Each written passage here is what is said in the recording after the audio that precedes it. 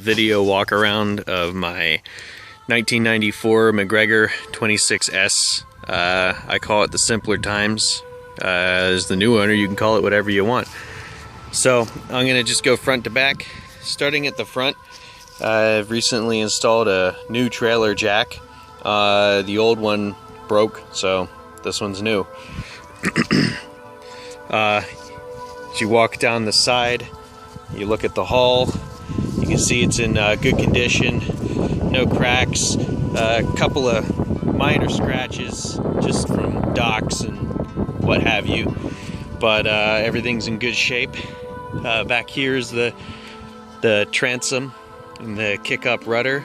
I've got a mast crutch there for holding the back of the mast, as well as the rudder is it's a kick-up rudder, so if you hit anything with it, it won't break, it'll just pop up. There's also a swim ladder installed. If you take it to a lake, you can climb back into the boat. So, coming up the other side, more of the same. The goalposts on the trailer are relatively new. Anything I say that's new in this video is less than a year old. Also, I have new trailer lights on here. So, coming further down the side, these side shrouds here that hold the mast up when it's in the upright position, they are new.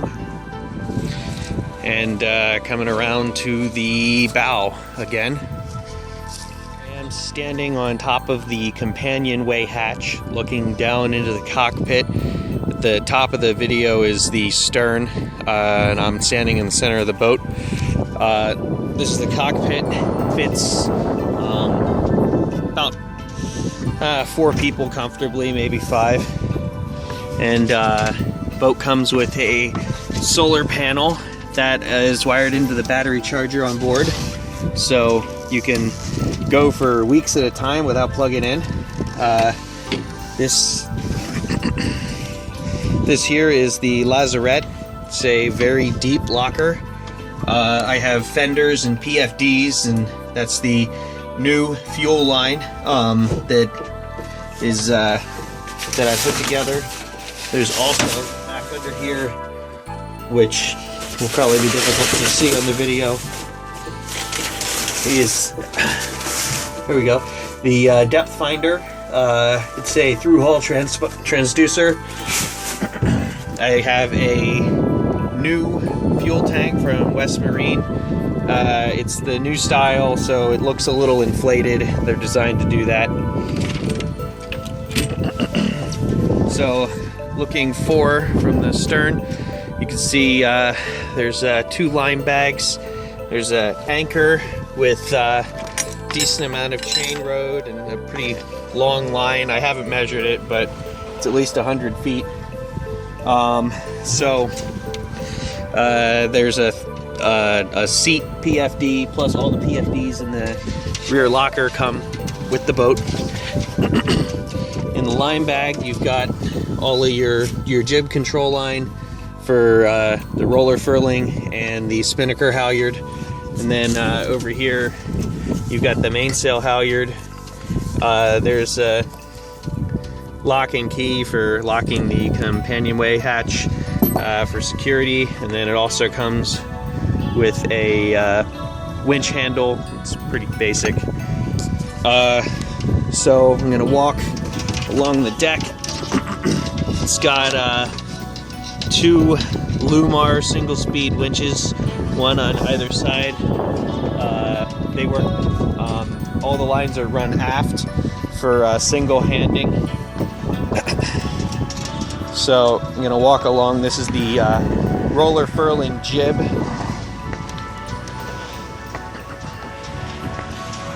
So the furler is in good condition and everything works. The plug for the masthead light is new, and all the lifelines, not the lifelines, I'm sorry, the shrouds are new with the exception of the forestay and backstay. The forestay is the jib roller furling. The backstay I don't know how old it is, but it is set up for shore power. There's a 120 volt battery trickle charger on board that is wired into the main wiring bus. So all you need to do is just plug your shore panel on, shore power in, and there's a 120 volt main breaker that you switch, and you're charging your batteries and running all of your equipment off of shore power. At the back of the cockpit looking for, this is the companionway here, and I'm gonna kind of step us down into there.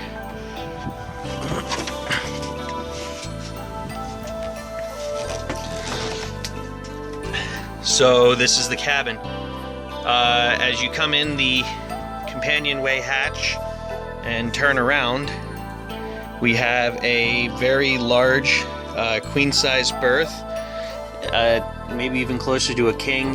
It's about 6 feet 7 inches deep, and it's wide enough to sleep 3 very comfortably. So anyway, there's fire extinguishers, storage, books. The speakers are wired up to the fuse panel, but there is no head unit. I think it's an old modification. I don't know if they work or not. Then if you look on the port side, I have a Marine VHF radio. It does scanning, 16.9, gets your weather and everything. And so there's that. And I'm gonna turn around here. So right now I'm facing, I'm standing at the ladder by the companionway. I'm facing 4. I have, this is the galley area. There's a sink with a hand pump water. There's an area to clip down a alcohol stove or whatever you'd like to use. Mirror, hello. Here is a hummingbird, or hummingbird piranha fish and depth finder, which works. Ship's bell also works. This, if right above the galley area, is the main breaker panel. So this one is for shore power. This one turns on, there's an outlet under there, 120 volt, that you can charge whatever off of. And then over here we have our main fuse panel. The auxiliary socket is the car cigarette lighter style adapter. Running lights and cabin lights. And then your solar panel, which if you can see it's glowing. We're getting a little bit of charge off the panel. Depth finder and masthead light. The battery right now is running a little over 12 volts. I've just had it sitting idle for about 3 weeks to a month without charging it, so the battery holds a charge very well. And down in here is the under galley storage. I have a Tupperware container full of lines. There's the marine battery and the fill for the freshwater tank on board. This is the tube that goes to the keel cable, and behind it is the 120 volt battery charger. The keel cable is new. It's less than a month old, and it's only been in the water once with the new keel cable. This is where the lifting keel runs to, so you can raise and lower the keel. Underneath the seats, storage. Right now I have a emergency kit there for flares and whatever, which comes with the boat. And then in addition to that, underneath this bunk and both bunks is more storage, as well as the tabletop. Boat comes with the oar or the shore power cable, really everything you need to sail. Moving forward, in the boat is the head. It's a porta potty style head.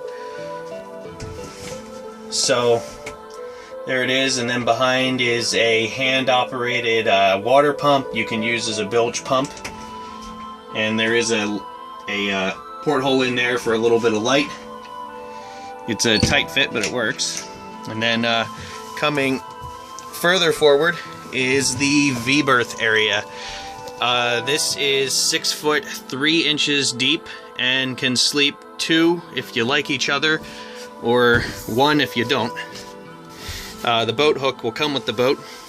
Underneath the V-berth is another storage area, and as far as lighting goes, it's pretty marginal, but there's plenty of storage under here, so you can put plenty of gear in there, and I like to keep them in little Tupperware bins. This is continuing the view of the V-berth. It comes with a Tupperware bin of miscellaneous tools, and all of these bins for the lines and tools and whatever, they all fit inside all the storage there. There's also a compass there that I have not installed. So I'm gonna kind of flip around here. So right now the top of the screen is facing fore, and the bottom is facing aft. I'm showing the hatch in the V-berth. This just unscrews here.